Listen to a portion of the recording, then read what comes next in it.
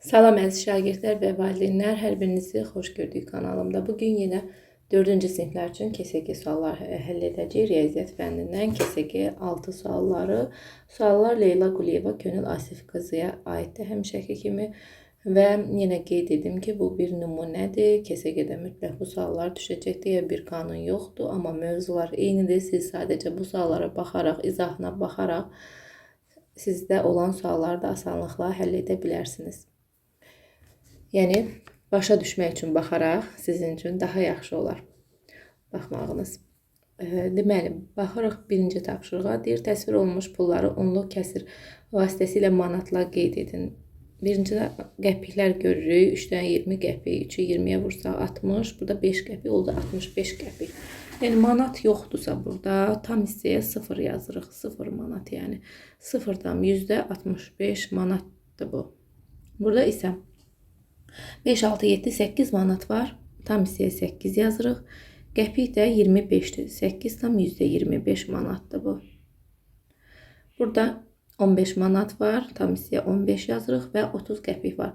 15 tam %30 da yaza bilərik. Sadəcə 15 tam onda 3 də yaza bilərik. Yəni biz demişik ki, sondakı sıfırın bir önəmi yoxdur. 2-də deyir, qiyməti 4 manat 50 qəpik olan test vəsaitindən 4 ədəd alan alıcı nə qədər pul ödəməlidir? Bunu 4 manat 50 qəpik qəpiyə çevirərik. 450 vurarıq 4-ə. Deməli, 0, 0, 16, 2-də yatdı 18, 1800 qəpik, yəni 18 manat. Qəpiyi manata çevirəndə 100-ə bölürük. Manatı qəpiyə çevirəndə isə 100-ə vururuq. C variantı. 3 eyni köynəyə 45 manat ödənilibsə, bir köynək neçə manatdır?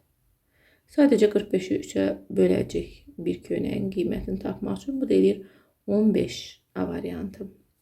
Dəyişən xərclərin qarşısında üstəgəl, dəyişməyən xərclərin qarşısında çıx yazın. İstirahət və nəqliyyat xərci dəyişə bilər. Yəni bu ay çox ola bilər, gələn ay ondan az ola bilər. Yəni dəyişir bu. Ona görə üstəgəl qoyuruq. Geyim, aksesuar da dəyişir. Ərzaq xərci də dəyişir.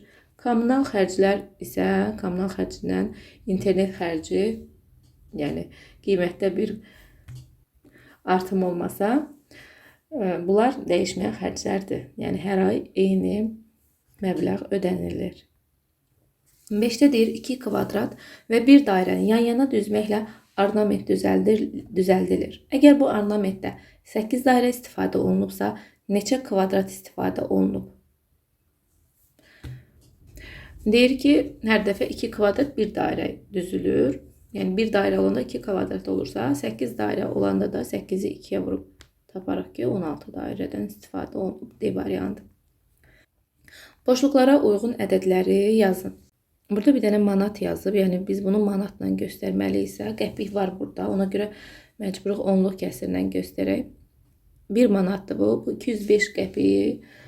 200 qəpik burada 2 manat eləyir. Bir də 5 qəpik qalır. Buradan 2 manat, buradan 1 manat. Oldu 3 manat və 5 qəpik. 3 manat 5 qəpik göstərmək üçün 3 tam %5 manat yazırıq. Burada yenə 103 qəpikdə 1 manat alınır. 100 qəpiyimiz 1 manatdır. Burada da 2 manat var. 2 ilə 1 oldu 3 manat və 3 qəpik qalıb. 3 qəpik göstərmək üçün %3 yazırıq. 5 manat 250 qəpik. Burada 250-də 200'ü 2 manat kimi göstərərik. 5-in üstünə 2 gələrik. 7 manat və orada da qaldı 50 qəpik. 7 tam %50 manat və yaxud 7 tam onda 5-də yazmaq olar. 7-də deyir 100 manat pulu 10 manatlıqlarla əvəz etmək üçün neçə manatlıq lazımdır? Onun üçün 100'ü 10'a bölərik. Bu da eləyər 10. Taxtanı 3 bərabər hissəyə bölməyə 6 dəqiqə sərf olunur. Bir kəsimə neçə dəqiqə vaxt sərf olunur? Deməli, belə məsələlərdə diqqətli olmaq lazımdır. Hər zaman belə məsələ çıxanda qarşıma bunu izah eləməyə çalışıram. Bu dəfə də izah eləyim. Yəni, taxta 3 hissəyə bölünübsə, deməli, taxtanı 2 dəfə kəsiblər, 3 dəfə yox. Çünki, məsələn, nümunə üçün hər zaman gözünüzün önünə gətirin. Əgər yadınızdan çıxıbsa bu qayda, bu taxtadır, tutaq ki, götürək. Bunu bir dəfə kəsdim, 2 dənə hissə alındı. 2 dəfə kəsdim, 3 hissə alındı. Yəni, kəsim hissədən bir vahid az olur. Burada 3 hissə alınıbsa, deməli, elə 2 dəfə kəsib bu şəkildə olduğu kimi. 2 kəsimə 6 dəqiqə vaxt sərf edibsə, 6-nı 2-yə bölürük. 1 kəsimə nə qədər vaxt sərf olunub, onu tapırıq ki, 3 dəqiqə. Bizdən də elə bir kəsimi soruşurdu. Tapdıq 3, B variantı. Hansı ədədi 3-ə vurub hasildən 10 çıxdıqda 17 alınır? Sondan əvvələ gələrək həll eləyə bilərik. Tənlik şəklində də yaza bilərik. Deməli, sondan gəlmək üçün ən sonda 10 çıxıb 17 alınıbsa, biz əməlin tərsini eləyirik. 17-nin üstünə 10 gəlirik, 27. İndi deməli, ədədi 3-ə vurub 27 olubsa, biz də bölürük. 27-ni 3-ə bölürük, 9. Tənlik şəklində necə yaza bilərik? X vurulsun 3, bilmirik hansı ədəddir və bundan 10'u çıxıb. 10'u çıxıbsa və cavabda da 17 alınıb. Bu cürdə yəni yazmaq olar. X vurulsun 3, 17 üstə gəl 10'a bərabərdir. Yəni o da 27 eləyir. X bərabərdir 27 böl 3. O da bərabərdir 9'a. Onda deyir, biri digərindən 4 dəfə böyük olan 2 ədədin cəmi 240'dır. Bu ədədlərdən böyüyü neçədir? Bu tam hissə modelinə aid məsələdir və bunu tənliklə həll edəcəyik. Birinci ədəd və ikinci ədəd heç birini bilmirik. Ona görə birinə məsələn A qoyarıq. Digəri bundan 4 dəfə böyükdürsə, deməli bu 4A eləyir və cəmləri 240'dır. Yazırıq tənliyimizi. Birinci ədəd yəni A üstə gəl ikinci ədəd yəni 4A bərabərdir 240'a. A ilə 4A'nı toplayanda 5A eləyir. 5A bərabərdir 240'a. A-nı tapmaq üçün 240'ı 5'ə bölürük. Bu da eləyir 4, 8, 48. Biz kiçik ədədi tapdıq. Bizdən böyük ədədi soruşur. Ona görə bunu da 4'ə vururuq. Çünki böyük ədəd bundan 4 dəfə çox idi. 48'də 4'ə vururuq. Deməli 32, 16, 3 də 19, 192 D variantı eləyir. 11'də deyir 5 dost bir-birinə şəkillərini hədiyyə edir. Bunun üçün neçə şəkil lazımdır? Deməli 5 nəfərdirsə, hər kəs özündən başqa 4 nəfərə verəcək. Yəni özünə verməyəcək. 5 nəfər hər biri 4 nəfərə şəkil verəcək deyə biz 5'i 4'ə vuracaq. 5'ə yox. O da eləyir 20 C variantı. Bir albomun qiyməti 16 manat, 2 boyanın qiyməti 8 manatdır. 2 albom almaq üçün lazım olan pula neçə boya almaq olar? Deməli, albomun qiymətini verib, boyanın qiymətini tapmaq üçün 2 boya 8 isə 8'i 2'yə bölüb tapırıq ki, 1 boya 4 manatdır. İndi deyir, 2 albom almaq üçün lazım olan pula. 2 albom almaq üçün nə qədər pul lazımdır? Bir albom 16'dırsa 16'nı 2'yə vurub tapırıq ki, 32 manat pul lazımdır. İndi deyir, bu pula neçə boya almaq olar? Boyanın da qiymətini 4 tapmışıq. 32'ni 4'ə bölüb tapırıq ki, 8 boya almaq olar.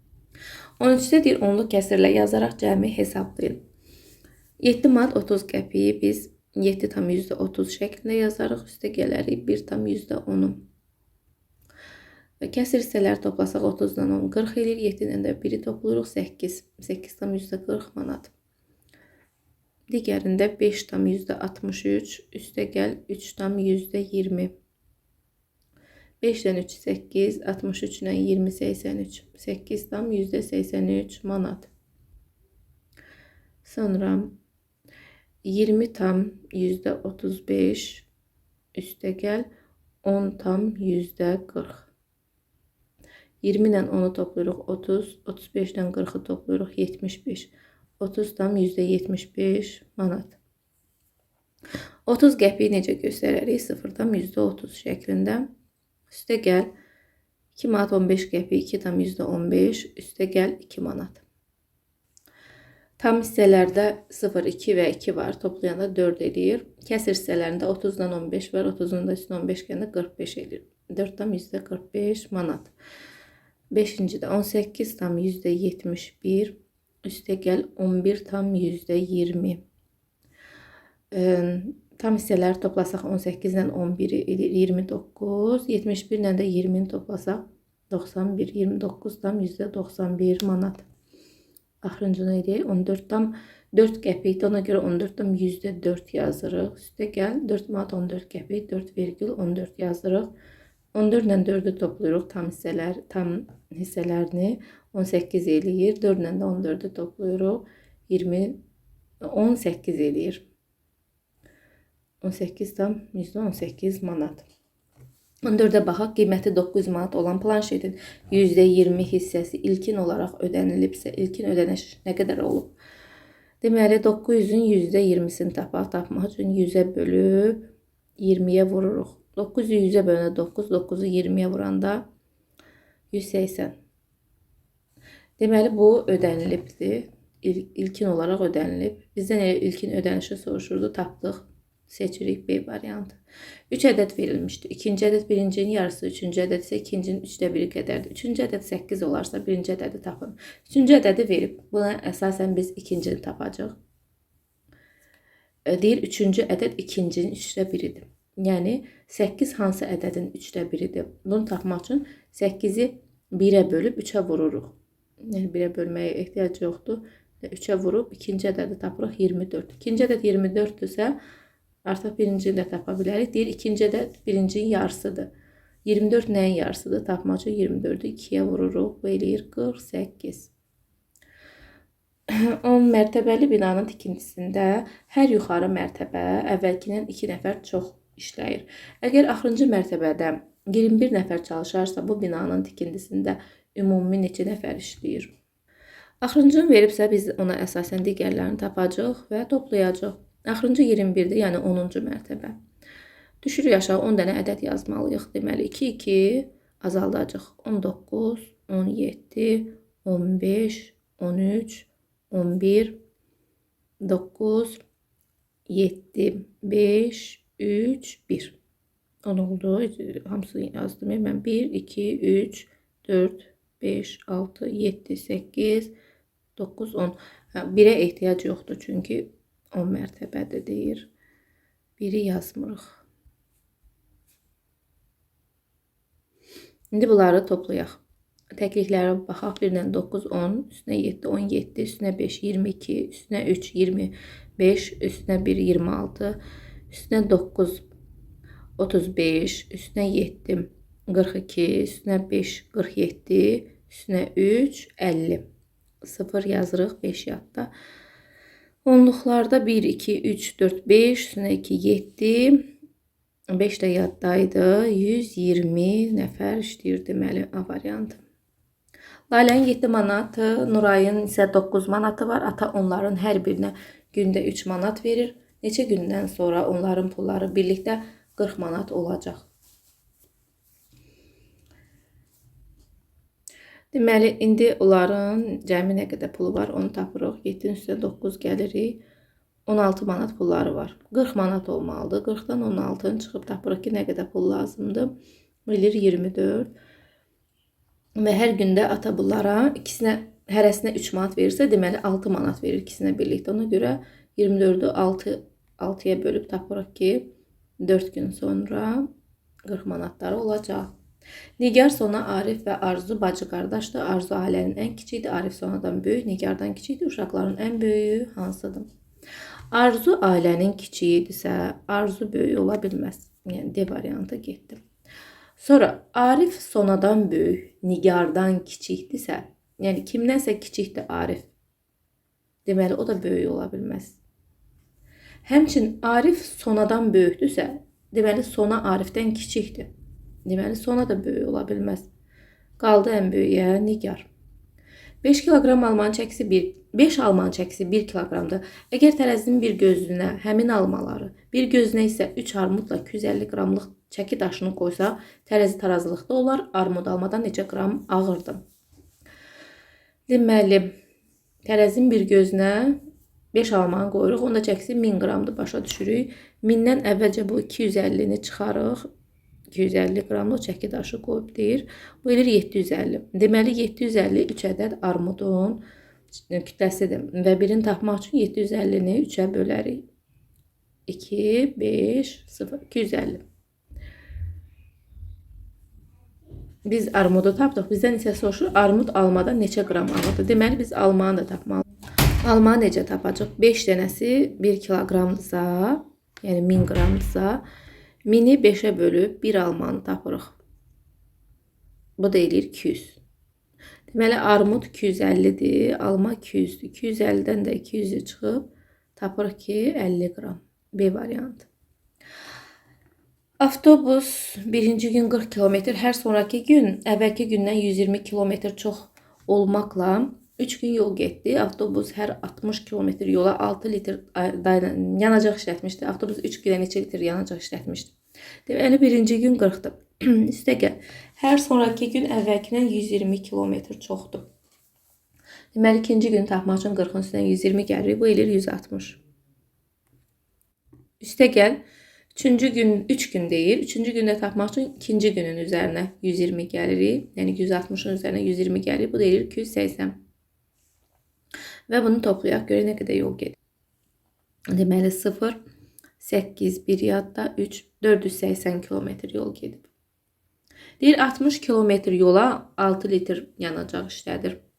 60'ı 6'ya bölürük. 10 kilometr yola nə qədər işlədir? Eləyir 10. Deməli 480'i də 10'a bölürük. Tapırıq ki 48 litr işlədibdir.